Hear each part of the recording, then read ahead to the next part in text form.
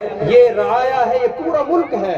پورے ملک کا ہو سکتا ہے اس کے اندر کوئی پیسہ خدا نہ خواستہ ناجائز بھی ہو، حالانکہ اس زمانے کے بادشاہ بھی بڑے اللہ والے ہوا کرتے تھے جیسا کہ اس واقعے سے ظاہر ہے، مگر تقوی دیکھیے آپ، مشتبہ چیزوں سے بچنا دیکھیے۔ عورت کا کہہ رہی ہے کہ میں نے اس پیسے کو اپنی ذات پر خرچ نہیں کیا، بلکہ میں نے خود کمائی کی اور اس کے بعد میں اپنی ذات پہ جو پیسہ لگایا، اور جب میں نے اس بچے کو دودھ پلایا تو باوضو ہونے کی حالت میں بچے کو دودھ پلایا۔ میرے پیارے بھائیوں، آپ غور تو کریں، جب ایک بندی، ایک اللہ کی خاص بندی اپنے بچے کی اتنے شاندار طریقے سے پرورش کرے گی کہ وہ باوضو رہتی ہے، اس وقت دودھ پلاتی ہے، اور مشتبہ چیزوں کو، حالانکہ شریعت کے اعتبار سے علماء کرام بیٹھے وہ جائز چیزیں ہیں، استعمال کر سکتی ہے، شوہر نے خرچہ دیا ہے، مگر نہیں، صرف اشتباہ کی وجہ سے مشتبہ چیزوں کو حرام آمدنی کا تو دوسرا ہی مسئلہ ہے وہ چھوڑ رہی ہے، تو بچے کی پرورش عمدہ اور شاندار کیوں نہ ہوگی؟ تو کہنے لگی جب بات ایسی ہے اور اخلاص بھی ہے بچے کے اندر وہ گیا ہے، تو میں کیسے ان باتوں کا یقین کر لیتی کہ ہمیں شکست ہو گئی؟ تو میرے بھائیوں، پہلا مرحلہ جو ہوتا ہے بچے کی پرورش کا، وہ ماں کی گود کے اندر ہوتا ہے۔ اس کے بعد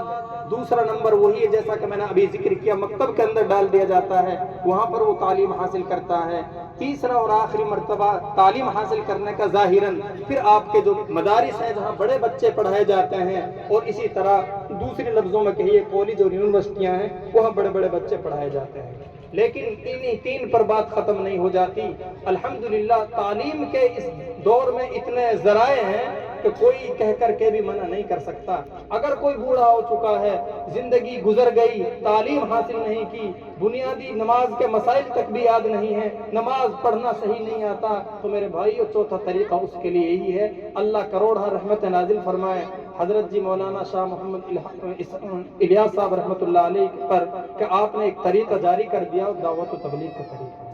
بوڑھا آدمی بھی جا کر کے اپنے کلمات کو، اپنی نماز کو اور اپنے عقائد کو درست کر سکتا ہے، تو وہاں پر بھی وہ وقت لگائے۔ اس لیے میرے بھائیوں، اگر آپ کے بچے چھوٹے چھوٹے ہیں، ان کی عمر ماں کے گود کی ہے، تو ماں کو توجہ دینی چاہیے اور باپ کو بھی توجہ دینی چاہیے۔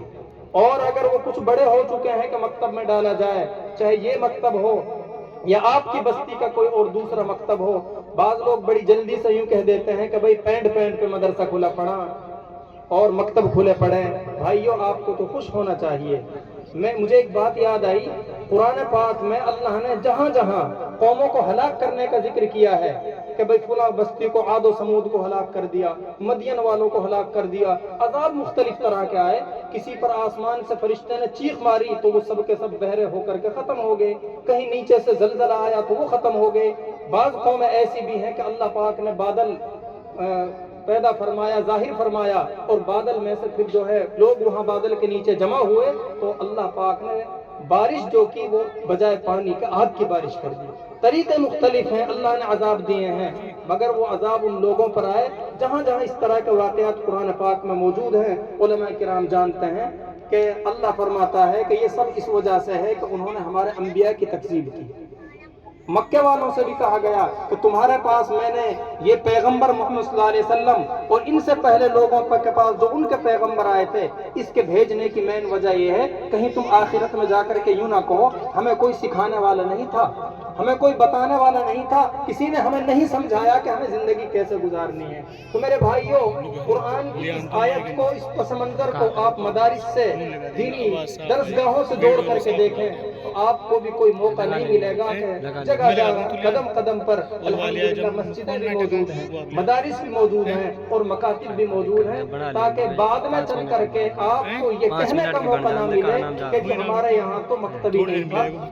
مدرسہ نہیں تھا، کوئی امام صاحب پڑھانے والے نہیں تھے، آپ کی یہ تمام حجت اور ہیلے بہانے کاٹ دیے گئے، ختم کر دیے گئے۔ بہرحال تو یہ سیکھنے کی عمر ہوتی ہے بچوں کی بھی، اور دیکھو سیکھنے کی عمر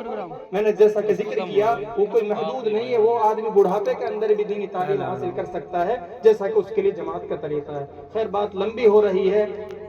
آخر میں بس اتنا ضرور کہوں گا کہ آپ نے جو وقت دیا ہے اور مجھ سے چند باتیں سنی ہیں، اور مولانا ظفر الدین صاحب سے بھی آپ نے چند باتیں سنی ہیں، ان پر عمل کرنے کی کوشش کریں اور حتی الامکان اپنے بچوں کو وقت دیں،